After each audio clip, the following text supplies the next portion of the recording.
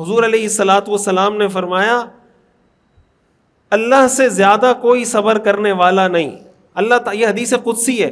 اللہ فرماتے ہیں مجھ سے زیادہ کوئی صبر کرنے والا نہیں, اس لیے کہ ابن آدم مجھے گالی دیتا ہے پھر بھی میں اس کو رزق دیتا ہوں. ابن آدم مجھے گالی دیتا ہے پھر بھی میں اسے رزق دیتا ہوں. صحابہ نے پوچھا کہ اللہ کو کون گالی دیتا ہے؟ تو اللہ تعالیٰ نے فرمایا کہ یہ میرا شریک ٹھہراتا ہے پھر بھی میں اس کو رزق دیتا ہوں. اللہ فرماتے ہیں کہ میرا شریک ٹھہرانا ایسا ہے گویا تم مجھے گالی دے رہے ہو. قرآن میں آتا ہے تکاد السماوات یتفطرن منہ وتنشق الارض وتخر الجبال هدا ان دعوا للرحمن ولدا وما ينبغي للرحمن ان يتخذ ولدا. اللہ فرماتے ہیں قریب ہے کہ آسمان پھٹ جائے, زمین دو شق ہو جائے, پہاڑ ریزہ ریزہ ہو جائیں اس بات کی شدت کی وجہ سے کہ یہ کہتے ہیں رحمان کی اولاد ہے. وہ کہتے تھے کہ فرشتے اللہ کی بیٹیاں ہیں. اللہ فرماتے ہیں وما ينبغي للرحمن ان يتخذ ولدا, رحمان کے ہرگز یہ مناسب نہیں کہ اس کی کوئی اولاد ہو. ان کل من فی السماوات والارض الا آتی الرحمن عبدا. اللہ فرماتے ہیں آسمان و زمین میں جو کچھ ہے یہ سب میرے بندے ہیں. فرشتے بھی میرے بندے ہیں, پیغمبر بھی میرے بندے ہیں, ولی بھی میرے بندے ہیں, امیر غریب سب میرے بندے ہیں. کوئی اللہ کا بیٹا نہیں. لم یلد ولم یولد ولم یکن لہ کفوا احد. سورہ اخلاص کو آپ جانتے ہیں ثلث القرآن کہا جاتا ہے. ثلث القرآن ایک تہائی کہا جاتا ہے اس کو قرآن کا. آپ کو پتہ ہے 3 دفعہ سورہ اخلاص پڑھنے سے پورے قرآن کا ثواب ملتا ہے. علماء نے لکھا ہے. کیوں؟ اس میں کیا ہے سورہ اخلاص میں؟ سورہ اخلاص کا ترجمہ کیا ہے؟ قل آپ کہہ دیجئے هو اللہ احد, وہ اللہ ایک ہے. اللہ الصمد, اللہ بے نیاز ہے. لم یلد, نہ اس کی کوئی اولاد ہے. ولم یولد, نہ وہ کسی کی اولاد ہے. ولم یکن لہ کفوا احد, اور اس کا کوئی برابر ہم سر ہم پلہ کوئی شریک نہیں. یہ سورہ اخلاص ہے. اس سے اندازہ ہوتا ہے نا کہ اللہ کی نظر میں اس کی کتنی اہمیت ہے, کہ سورہ اخلاص پڑھنے کی اتنی فضیلت کیوں ہے. اور علماء نے لکھا ہے کہ ہر سورت کا جب نام رکھا جاتا ہے نا تو اس سورت میں وہ لفظ کہیں نہ کہیں آیا ہوتا ہے.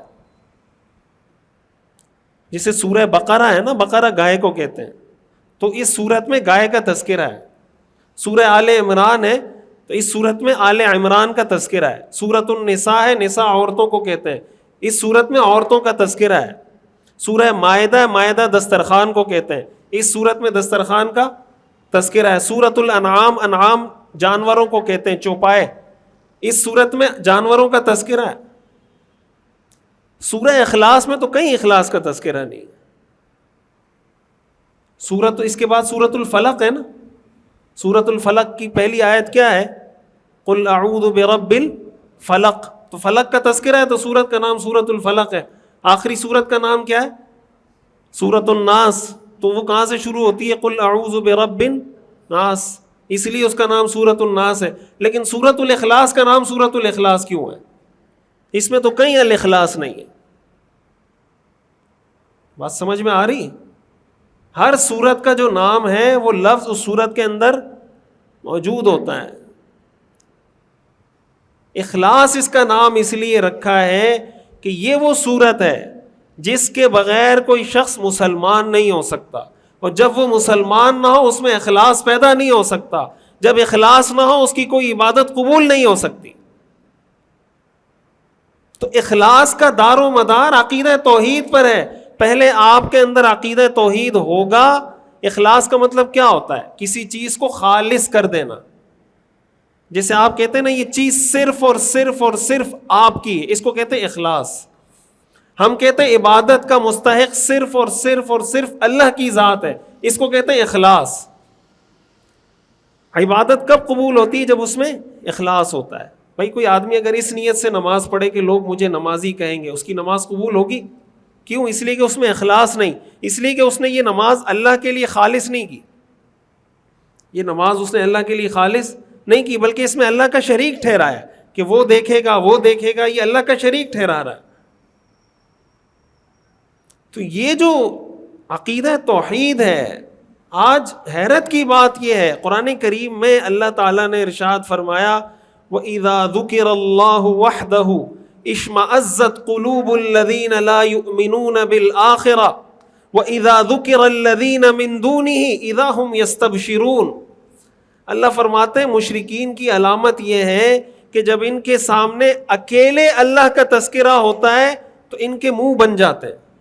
جب آپ کہتے ہیں نا صرف یا اللہ مدد، مشرکین کو یہ برا لگتا ہے۔ یہ قرآن کی آیت ہے وَإِذَا ذُكِرَ اللَّهُ وَحْدَهُ، کہ جب اللہ کا اکیلے ذکر ہوتا ہے کہ صرف اللہ، اشمئزت قلوب الذین لا یؤمنون بالآخرہ، جو آخرت کے منکر ہیں ان کا منہ بن جاتا ہے، ان کے دل کے اندر بے چینی پیدا ہو جاتی ہے۔ وَإِذَا ذُكِرَ الَّذِينَ مِن دُونِهِ، اور جب اللہ کے علاوہ اللہ کے ساتھ اور شریکوں کا تذکرہ کیا جاتا ہے اذا ہم یستبشرون، تو خوشی سے کھل اٹھتے ہیں۔ جب آپ کہیں ہاں یہ بابا بھی کچھ کرتا ہے، یہ ملنگ بھی کچھ کرتا ہے، یہ مزار والا بھی کچھ کرتا ہے، پھر وہ کہتے ہیں ہاں اب ٹھیک ہے۔ جب آپ کہتے ہیں نہیں صرف اللہ، کہتے ہیں نہیں صرف اللہ نہیں۔ یہ نشانی کس کی ہے؟ مشرکین کی ہے۔ تو آج ہمارے ہاں کتنے ایسے لوگ ہیں کہ ان کے سامنے اگر آپ یہ بات کریں گے کہ بھائی اولاد دینے والا صرف اللہ ہے، ان کو برا لگتا ہے۔ یہ اولاد دینے والا صرف اللہ ہے، رزق دینے والا صرف اللہ ہے۔ وَتُعِزُّ مَن تَشَاءُ وَتُذِلُّ مَن تَشَاءُ، عزت دینے والا صرف اللہ ہے، ذلت دینے والا صرف اللہ ہے، ہر چیز کا مالک صرف اللہ ہے، عالم الغیب صرف إِنَّكَ أَنْتَ عَلَّامُ الْغُيُوبِ وَعِنْدَهُ مَفَاتِحُ الْغَيْبِ۔ اللہ فرماتے میرے پاس غیب کی چابیاں ہیں، لا يعلمها الا هو، اس کو سوائے میرے کوئی نہیں جانتا۔ وَمَا تَسْقُطُ مِن وَرَقَةٍ إِلَّا يَعْلَمُهَا، کوئی پتا درخت سے نہیں گرتا مگر مجھے پتا ہوتا ہے کہ فلاں ملک میں، فلاں شہر میں، فلاں محلے میں فلاں درخت سے فلاں پتا گرا ہے۔ مَا تَسْقُطُ مِن وَرَقَةٍ إِلَّا يَعْلَمُهَا وَلَا حَبَّةٍ فِي ظُلُمَاتِ الْأَرْضِ، کوئی چھوٹے سے چھوٹا دانہ زمین کی تاریکیوں کی گہرائی میں ہو، میرے علم میں ہوتا ہے کہ یہ دانہ کہاں رکھا ہوا ہے۔ وَلَا رَطْبٍ، کوئی تر چیز ہو، ولا یابسن، کوئی خشک چیز ہو، الا فی کتاب مبین، مگر یہ میرے پاس لکھا ہوا ہے، ریکارڈ میں موجود ہے ساری چیزیں۔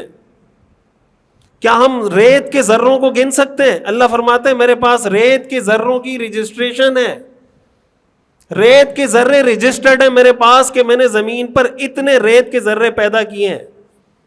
یہ علم کس کے پاس ہے؟ یہ کسی پیغمبر کے پاس نہیں، یہ کسی ولی کے پاس نہیں، کسی فقیر، کسی پیر، کسی ملنگ کے سامنے نہیں۔